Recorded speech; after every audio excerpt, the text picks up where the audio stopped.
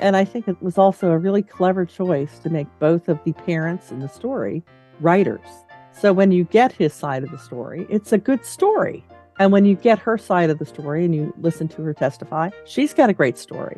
And then they finally have their son on the stand, and he's the son of two writers. So his story is compelling. It really is, I don't know, sort of a circular thing in terms of story. That's actually, I think it's really definitely going to be nominated for its screenplay. Hello, and welcome to At the Movies with Mike and Marie, a show where two film professors talk about movies. I'm Marie Westhaver. And I'm Mike Giuliano. And today we're going to talk about Killers of the Flower Moon and Anatomy of a Fall. And we'll start with the Scorsese film Killers. Mike, where do you want to start with this discussion? I want to start as a fan. Martin Scorsese is one of my favorite directors, and Marie and I both use his films in our courses, and so we're indoctrinating our students as well. And, you know, we could spend hours just talking about that career, but in terms of this particular film, I've actually met Scorsese a couple times over the years, and just one of my cultural heroes in so many ways. He's had one of the great careers in American film history. So, you know, I start off sharing that sense of anticipation for any new Scorsese film. In terms of this particular one, Killers of the Flower Moon, it's based on a nonfiction book by David Grann. And I actually met David Grann last summer and had a chance to ask him about the film adaptation. And he said one of the best things about it was when you think about the story, and to briefly summarize the story for our audience, it mostly takes place in the 1920s on an Indian reservation, in and around an Indian reservation in Oklahoma. And the gist of it is, this is the point where oil's being discovered in that part of the state. And when it's on Indian land, this is where it becomes a fascinating legal and eventually criminal issue. Namely, that if you're part of the Indian tribe and that's discovered on your land, you have those mineral rights. And then in terms of how those are sold, how they're handled, and so on, what were called head rights. And what was happening in the 20s was there was this spate of mysterious deaths. Some of them were obvious homicides, some were just puzzling illnesses, on and on that way. Local law enforcement was, to put it politely, rather lax in trying to seek out justice. And then, you know, eventually the feds were called in. And so the book is meticulous in its research. It's really a very impressive book. And so when I was talking to David Grann about it a little bit, he said for him the treat was he was on location for part of it. And I want to share that with the audience because so much of the success of this film, certainly visually, is that it was shot on location in the way where you really feel like you're in that time and place. I mean, you really are immersed in that. It's totally convincing. And that was, you know, I thought one of the real pluses in the film itself. I've got to point out quickly, much as I admire this film, I'll make a few reservations. Speaking of reservations, these are critical reservations here. Namely that, you know, I don't have a qualm actually with the running time of the film. And people have talked a lot about this. We could talk for hours about it. It's a daunting 3 hours and 26 minutes. And my feeling is it's a very fast 3 hours and 26 minutes. I really thought it was worth the time. And I've got to say, by way of a soapbox speech, that nowadays when we have superhero movies that push 3 hours, almost nobody mentions that as a complaint, but somehow when a serious film like this one comes along, suddenly it becomes an issue. So just stay in your seat a little bit longer, and you don't have to sit through all the end credits even. There aren't any Easter eggs there, so, you know, you get out in pretty good time. But you know, allow for that it is a lengthy film. But I have two reservations. One is that the film takes a while to build real momentum. You got to be patient with it for a while. But once it does, it's actually, I think, really overwhelming. I think that there's some incredibly powerful scenes, but you have to like mark time a bit. So yeah, perhaps it could be a bit tighter. And by way of a career-long criticism, or at least late career criticism, I think Scorsese's films since Wolf of Wall Street have been on the long side and often needlessly so. I think a lot of his films, and even Thelma Schoonmaker admitted with Wolf of Wall Street that they were up against a Christmas release deadline and the film got away from them. She said it herself. She would have liked to see it tighter. I think a lot of his films in the last decade or so could be tighter. And yet, where would I cut? That's always the quandary. They're such strong films, but they do tend to go on. So that is one reservation. It probably does take longer than it needs to. The other reservation actually is the more serious of the two. The real strength of David Grann's book is in the second half of the book, I think, where he shows that the FBI's response to this is lackluster, to put it politely. And he goes into great detail. And this is at the point where the FBI is just becoming the FBI.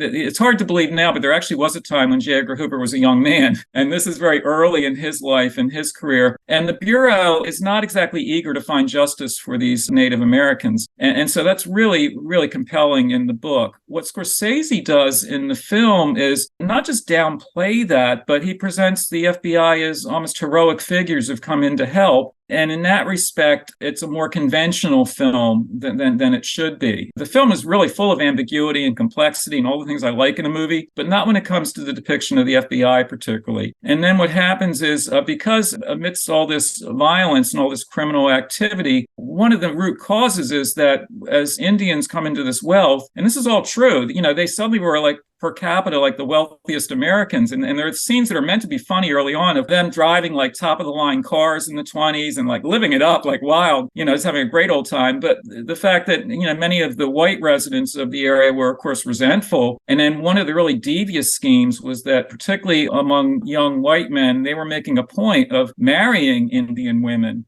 one way or another to sort of get in on it. So they'd be the heirs to all this, mineral wealth, oil money, basically. And so, all that is like fascinating subject matter. But what happens is the FBI comes in basically kind of riding to the rescue. And the focus in the film, which is not the focus in the book, is that there's a Leonardo DiCaprio character who's one of the white men who's going to sort of marry into the Indian culture. He becomes so much the center of attention and in a sympathetic way. And on the one hand, I find that fascinating because it's easy to very quickly say he's a villain. And yet this is a film that denies easy answers. Well, he's kind of villainous, but maybe he actually does have some good, and then maybe he actually really does love his wife, and you kind of go back and forth on it. That is interesting, but it really starts to take the focus away from where it really should be, and again, makes it a more conventional film. That's why I've been tracking the critical response, not from professional film critics so much as from people within Native American culture, and they've been, on the one hand, flattered that here's a film that finally exposes this episode in history and treats it seriously. But on the other hand, it's very much, not just that Scorsese's a white man directing the film, but the film itself, in terms of the narrative, really sort of favors the FBI and a couple of principal white characters there. And believe me, there are enough hours devoted to Native American culture, but it tips the balance, I think, in terms of the narrative force of the film. And that's why some of the Indian criticism has been, well, we would love to see the story told from an Indian point of view. So those are just a few opening observations. Let me turn it back over to you, because I'll go on for 3 hours and 26 minutes if I'm not careful. So I turn it back to you. Well, I agree with everything you said about how the focus of the story seems to sort of get lost in the second half. I disagree with you about that running time. It did not feel like 3.5 hours, I will say that. But that is deadly in a theater. I mean, I was in there opening weekend with all the hardcore Scorsese people who just could not wait to see really anything the man puts out. Let's have a look at it. And I have to tell you, the number one criticism as people were filing out was that they didn't find it violent enough, that they were sort of expecting The Departed set on an Indian reservation. And I was surprised by that reaction, not completely surprised. I mean, I think people go to Scorsese movies hoping for gritty reality. But given that this is a story that not a lot of people know, and maybe you want to get the story out there, I think to make it that long, you alienate people before they're even going to sit down and watch it. It would have been better as a mini series or something you released on Netflix where people can get up and take breaks. I know that breaks the narrative of the story, but it's just too long. Well, audiences are bloodthirsty, and so I think in many ways they have expectations, and Scorsese, of course, has to be culpable to some extent. But this film is actually, and this is one reason why it may, if not alienate audiences, at least puzzle them a bit. It's a much more reflective story than one might expect. And let me talk about that on a technical level. And this is what I call it. This is definitely, Scorsese's 80 years old, and this is a late career film, however you put it, even though 80 now is like what used to be 70 or 60 or something. Yeah. Yeah. But anyway, whether you're 60 or 80, the fact that it's a late career film. Very few mainstream directors keep working vigorously. Exceptions are people like Clint Eastwood into his 90s still directing, but that's unusual even today. But let's not get sidetracked there so much as the fact that as a late career film, I'm not the first one to point this out. When you think about Scorsese's earlier films in particular, yes, the violence, also on a technical level, the kinetic qualities, a lot of fast camera work, moving camera work, quick edits, a slam bang kind of approach to cinema making, and I admire all that. The the late films like this one, this is a film that you could call his first Western, because so many Hollywood Westerns, whether they're a period or, period at this point would include the 1920s, I suppose, whether it's a 19th century setting or somewhat more recent, oftentimes involve land use in the West. Think about some of the greatest films like Shane and so on, when you have, ranchers against farmers and so on. And here it's an issue of who owns the land, who controls it, all that. Those are land rights issues. And so thematically, it's very much a Western, not just the fact that it's Oklahoma, but that particular thematic thread in the story. And as he shoots the story, he actually has camera work here that's closer to one of his heroes, everyone's hero, John Ford. How could you not think of that? There are a lot of places in this film where the camera essentially just holds on a scene, holds on a shot. And when you have that Western panorama, why not? That was always John Ford's thing. John Ford said, if you're in Monument Valley, it's so spectacular. Why move the camera? Set it up in the right place and have your mise en scène, have the actors in and out of the frame, just hold on the shot. Scorsese does that quite extensively here. And to your point, Maria, it does add to the running time for sure, because it's like another 30 seconds here, another 30 seconds there. That adds up to a few hours after a while. There's definitely that. But I think on a more serious level there, the fact that this is a more contemplative film. So when you think about his recent films, like the film Silence, which pretty much was met with silence, came and went almost immediately, but those are films that are more reflective and really bring out ethical concerns that may not involve as much overt bloodshed. Where the audience had a reason to be bloodthirsty beyond his track record is that the story itself is full of dozens, even hundreds of murders. And I think what he does is emphasize more the toll that it takes on the living. There are remarkable close-up shots here of the women in particular, the one woman, her mother, her sisters, and so on, where he just holds on the faces. Not that he hasn't done that earlier in his career, but here he's got a more contemplative, a comrade. And this is a case where once you lock it, a few weeks ago, I went to hear Fran Lebowitz speak in Baltimore, and she knows Scorsese as a friend, and she'd seen the film already. And she said, you know what? She said, don't complain that it's too long. She said, she mentioned any number of like really drecky movies with long running times. She said, this is when it's worth it, she said. And it doesn't matter that it's a few hours. It goes by. And for me, it did. Once I locked into it, yes, early on, as I said earlier, there's some stretches where I think it could be tightened up and it takes its time to get really rolling. But once it kicks in, it's incremental for me. It gets to the point where it's, when I use the word overwhelming, I really meant it. There were scenes late in the film, particularly with the character played by Lily Gladstone, who's one of the Indian wives. It's a remarkable performance. She'll definitely get an Academy Award nomination for Best Actress.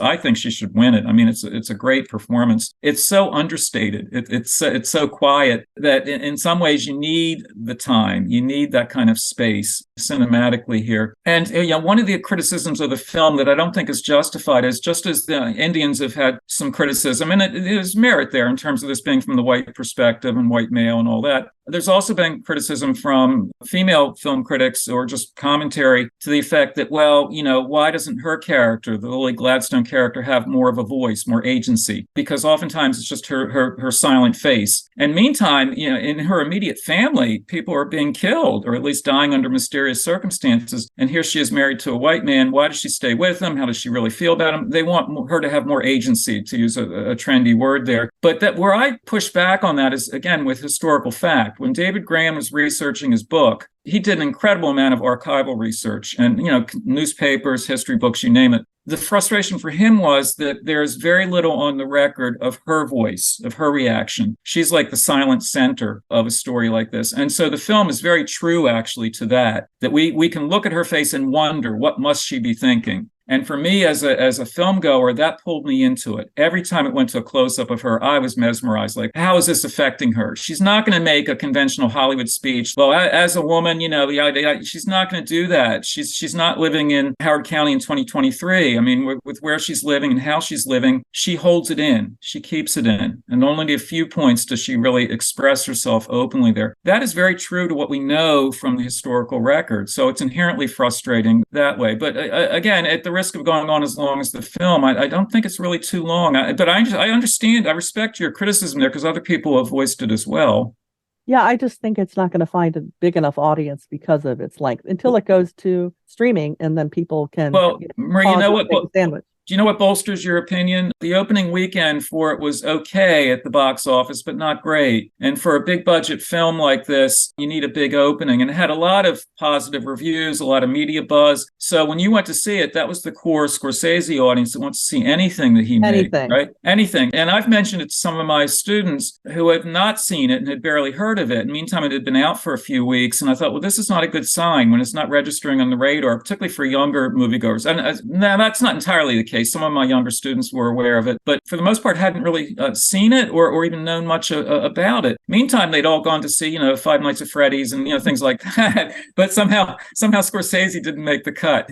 Well, I think it's going to have another life on streaming before the Oscars, and I think it will get a lot of people who will be able to take the time to actually watch it. I agree with you. Lily Gladstone is the star of the film. She is the silent center. That's a really great way of putting it. I did want to ask you just one thing about the change in how Hollywood treats its leading men, because DiCaprio and Robert De Niro both play really negative characters. And I couldn't help but think about Cary Grant back in the day, where they wouldn't let him be a villain, Hitchcock's Suspicion, because the audience didn't want to see Cary Grant be a bad guy. But we've really changed things now, where this is the kind of role you have to do to be eligible for an Oscar. I mean, that's how you get an Oscar-worthy performance. What do you think about that change and the way we let leading men play roles? Well, there's an evolution there, which I'm so glad you asked that, because in our film history classes, as we talk about a genre like film noir, let's say, from the 1940s, and we talk about that notion of the anti-hero, as you see that developing in Hollywood films from the 40s onward, it's one reason why by the late 60s, you had that kind of macho aesthetic in Hollywood of more male stars than female stars at that point, right? And how often the male stars are playing guys who are, on the bad side, and yet maybe lovably bad. I don't know how you want to put this, but like endearingly bad. Scoundrel. Yeah, a scoundrel, but an endearing scoundrel, a guy we smile at and like, and shooting up the town kind of thing. And I'm being facile with it, but I think some of the films are facile that way as well. And I think what's happened is, ironically, but not surprisingly, the anti-hero at some point becomes like the hero, right? And so it no longer has the onus that it might have had back in the classic studio era that you're referring to. So that has really definitely shifted. I think one of the problems here, and I really admire, obviously, Robert De Niro as an actor and Leonardo DiCaprio, and they both worked with Scorsese extensively. And, again, a John Ford connection. What would John Ford be without John Wayne, right? So this is his go-to team. But I think the problem here is at least twofold. One, as I mentioned before, because they are the stars and they're so reliable and they work with Scorsese on this really kind of primal level, that's one reason why the story tilts towards those characters. A related concern, if not quite a problem, is just simply that although they're playing bad men, certainly the De Niro character, who's like a major landowner and businessman, and like he's in the elite in this town. And so he's really powerful and he's really evil. And so from the moment you see him, he's up to no good, right? And he's supposed to scheme in all kinds of ways. The DiCaprio character is a little more slippery. The easy response is he's a bad guy, he's a villain, and he does some horrible stuff. But, he's rather sympathetic as villains go. And it's Leo after all, too, right? So how can you not like him? But I think that's, again, related to what I mentioned earlier, that likability, it tips the balance in the narrative, in the storytelling. And that does become a problem ultimately, I think, because we spend so much time with him, which I don't mind by way of a performer I like, and he does a good job with it. But it really takes the story away from where I think the focus should be. Well, we should probably pivot and talk about Anatomy of a Fall, which is getting a lot of buzz now because it's, I think, the most intriguing movie that's out there right now. But again, it has a deadly running time. And I think it has a few problems in its story, but I do want to mention I did appreciate the way this movie kind of starts off with an instrumental version of 50 Cent's PIMP song featuring Snoop Dogg. And then the first character to appear is a dog named Snoop. And then they end with the dog, too. I love bookends like that. This won the Palme d'Or at Cannes Film Festival. It's intriguing. It's interesting. Actually, the first thing I wanted to ask you, Mike, is when you saw the poster for it, did you say to yourself, wow, that looks like the one from Fargo? Well, actually, I just ironically just looked at the poster the other day walking by it, and yeah, there's some similarities there. When you mentioned the cinematic book ending there, your complaint is there's too much shelf space between the bookends. Yes.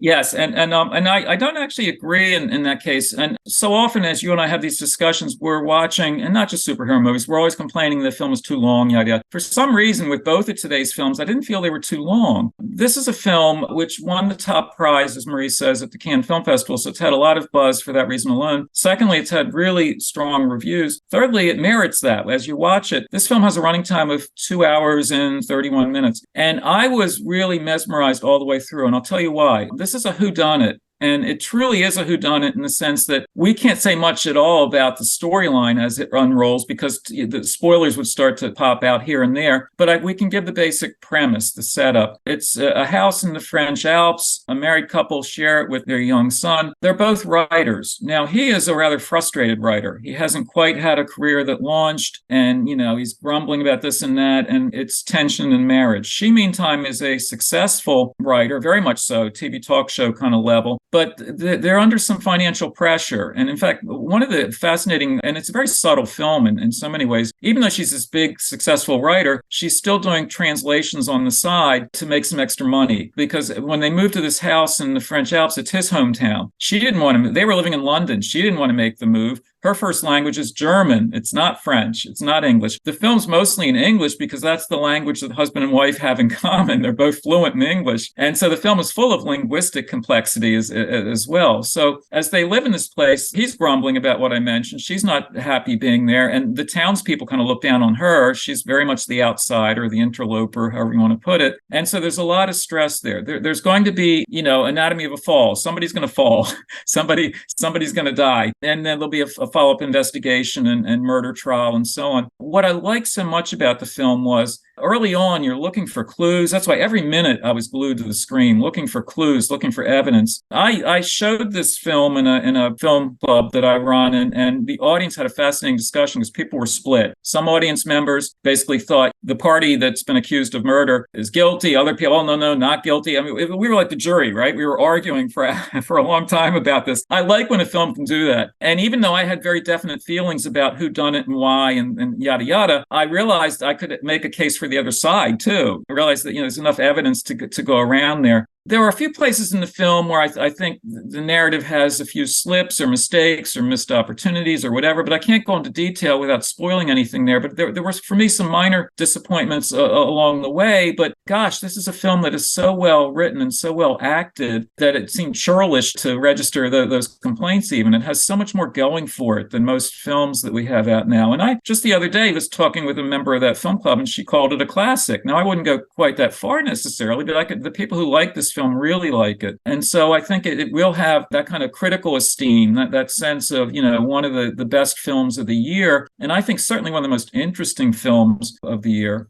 Well, it's the contender, I think, right now, at least for best foreign film, as well as perhaps some other nominations. I agree with you. The acting in this is absolutely superb. And the scenery is incredible looking. It's great to look at.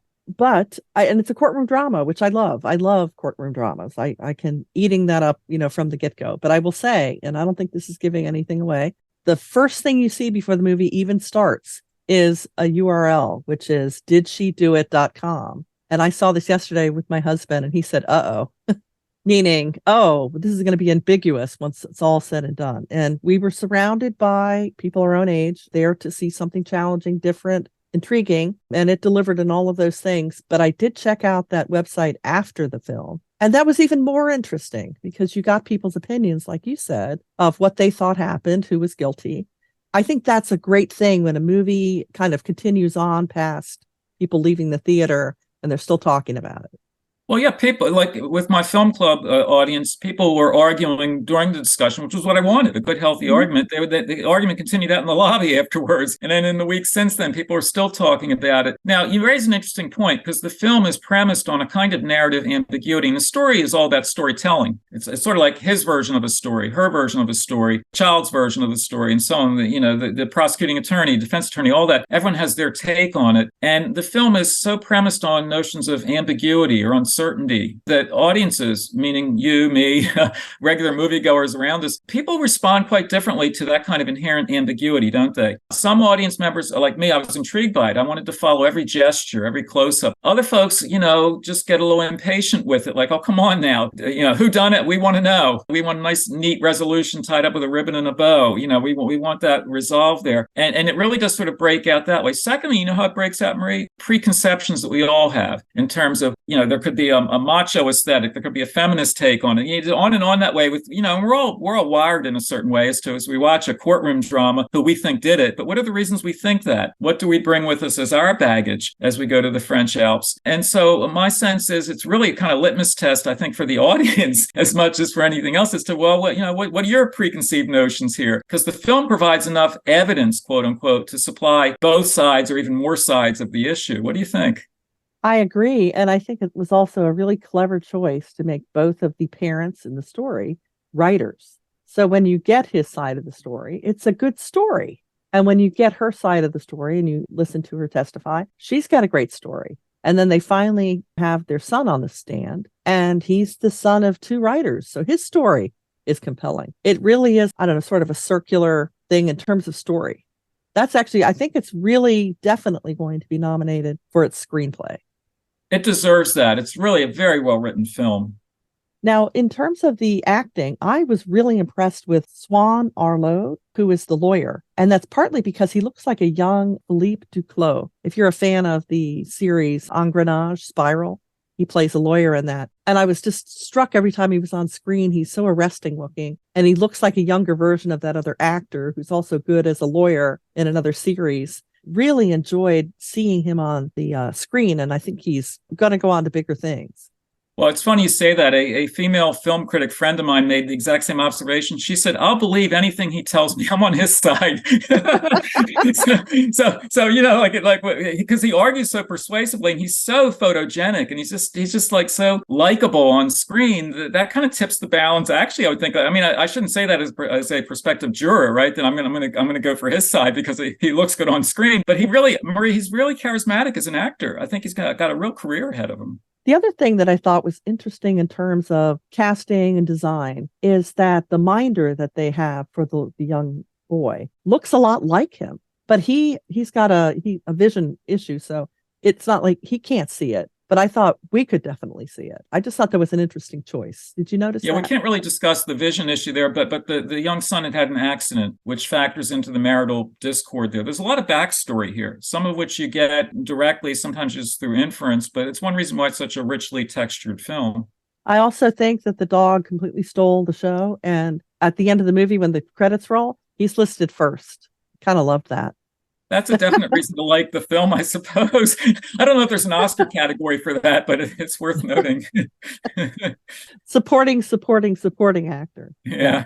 Well, that does bring us to the end of this episode, but don't forget to check out our other episodes at atmhcc@podbean.com. And we'll see you next time at the movies. See you then. Connect with us. We are Dragon Digital Media Podcast.